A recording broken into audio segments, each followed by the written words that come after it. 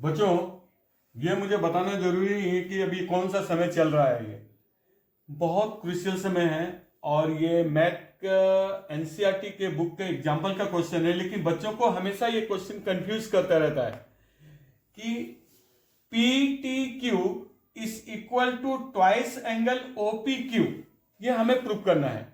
अच्छा, हम इसको कैसे प्रूव करेंगे?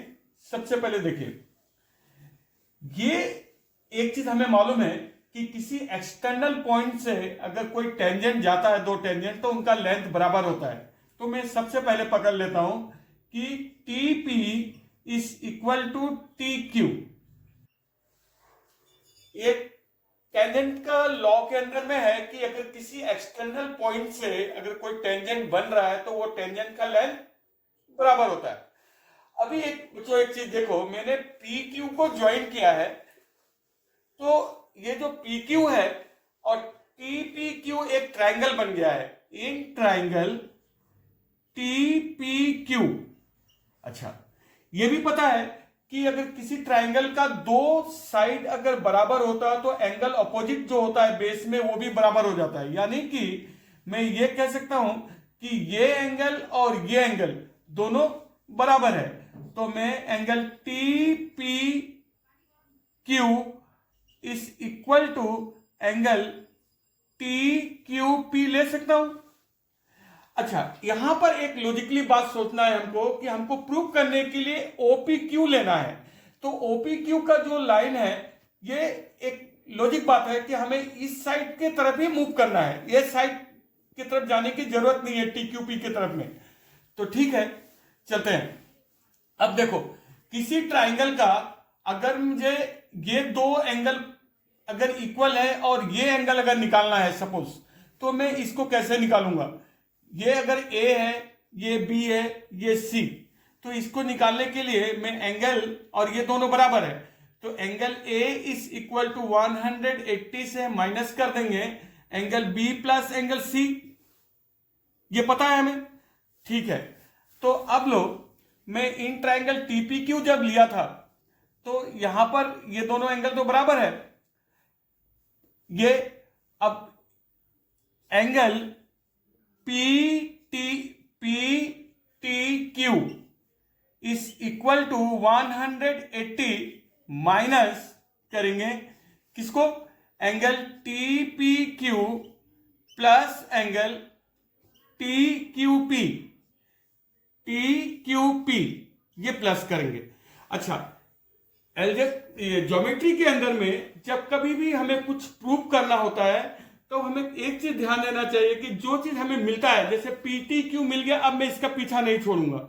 ये पीटी क्यू जो है वो जैसा है वैसे रखने की कोशिश करूंगा, उसका मैं अब पीछा नहीं छोड़ सकता हूं क्योंकि मुझे मिला है ये।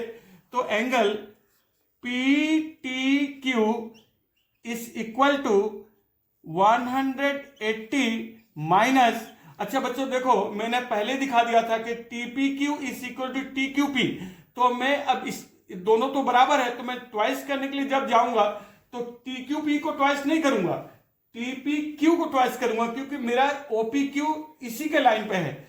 तो ये हो जाएगा मेरा 2 टी पी क्यू, ये आ गया। अभी एक काम और करना है कि ये जो ओपी क्यू जो है, ओपी क्यू को लाने के लिए मुझे क्या करना होगा? Dividing both side by 2। तो हम देखेंगे कि ये क्या आ रहा है। ये हो जाएगा half angle P T Q is equal to 180 by 2 minus 2 T P Q by 2, ये कट गया 90, ये कट गया। अभी half angle P T Q is equal to 90 minus angle T P Q, ये आ गया। अब बच्चों ध्यान से देखो, हमें मालूम है कि एक सेंटर से कोई लाइन अगर टेंजेंट में जाता है तो ये कितना बनाता है? ये पूरा 90 डिग्री, ये 90 डिग्री होता है। तो अगर मैं 90 डिग्री से टीपी क्यू को अगर माइनस करता हूं तो क्या मिलेगा मुझे? Half angle P T Q is equal to angle O P Q.